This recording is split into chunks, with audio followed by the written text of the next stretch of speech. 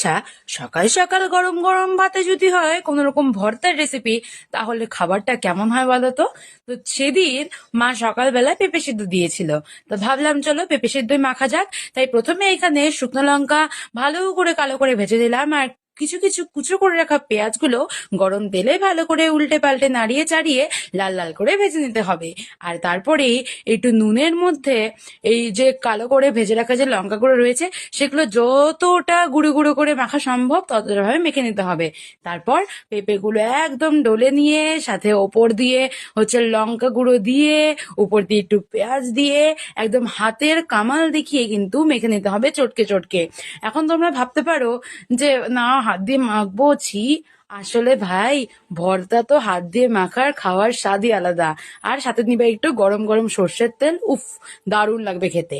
তাহলে বলো তো আজকে সকালে আমার এই থালিটি তোমাদের কেমন লাগলো? এই থালিতে রয়েছে গরম গরম ভাত, সাথে পেঁপে সেদ্ধ, লঙ্কার পেঁয়াজ।